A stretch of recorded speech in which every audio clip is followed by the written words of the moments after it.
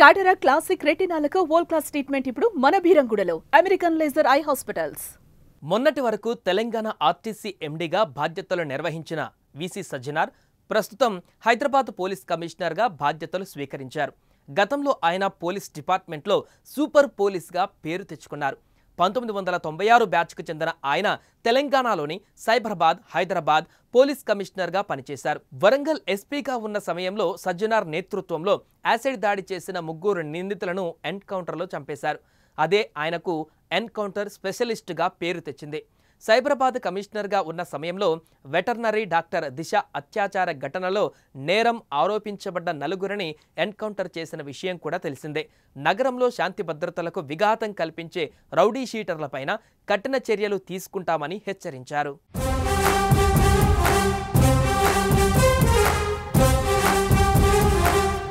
తెలంగాణలో సీఎం రేవంత్ రెడ్డి అధికారంలోకి వచ్చిన తర్వాత పలు కీలక నిర్ణయాలు తీసుకుంటున్నారు. ఈ నేపథ్యంలోనే తెలంగాణ వ్యాప్తంగా భారీగా ఐఏఎస్, ఐపీఎస్ల బదిలీలు జరిగాయి. 6 సీనియర్ ఐఏఎస్ అధికారులు, 23 మంది ఐపీఎస్ ఆఫీసర్లను బదిలీ చేస్తూ ఈ మేరకు ప్రభుత్వం ఉత్తర్వులు జారీ చేసిన విషయం తెలిసిందే.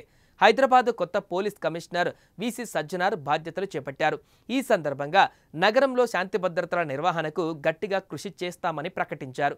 ముఖ్యంగా రౌడీ షీటర్ల అరాచకాలపైన ఉక్కుపాదం మోపుతామని, వారు ఎవరైనా గీత దాటితే వారిపై పీడీ యాక్టులు నమోదు చేసి కఠిన చర్యలు తీసుకుంటామని స్ట్రాంగ్ వార్నింగ్ ఇచ్చారు.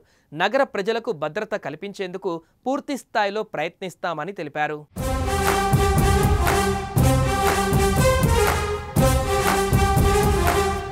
సోషల్ మీడియా విషయంలో కూడా సజ్జనార్ హెచ్చరికలు జారీ చేశారు. సోషల్ మీడియాలో నేరాలు ప్రేరేపించే విధంగా పోస్టులు చేస్తే కఠిన చర్యలు తీసుకుంటాం. సామాన్యులే కాదు, సెలబ్రిటీలు, రాజకీయ నేతలు, వారి అనుచరులు ఎవరైనా సరే ఇలాంటి నేరాలకు పాల్పడితే వదిలే ప్రసక్తే లేదు. ఎక్కడో ఏదో జరిగిందని ప్రజలను భయభ్రాంతులకు గురిచేసే సంఘటనలు పోస్టులు పెడితే ఎన్నో సమస్యలు ఎదుర్కోవలసి వస్తుంది. ఇక ముందు ఇలాంటి వాటికి గుడ్ బై చెప్పాలని వార్నింగ్ ఇచ్చారు. ట్రాఫిక్ నియంత్రణ పైన మాట్లాడుతూ హైదరాబాద్లో గత కొంతకాలంగా ట్రాఫిక్ సమస్యలు పెరిగిపోతున్నాయి. వాటిని తగ్గించేందుకు ప్రత్యేక ప్రణాళికలు సిద్ధం చేస్తాం. ఫ్రీ ఫ్లో కోసం అన్ని ప్రయత్నాలు చేస్తామని అన్నారు. ప్రజలు ప్రశాంతంగా ఉండడానికి శాయశక్తులా ప్రయత్నిస్తానని అన్నారు సజ్జనార్.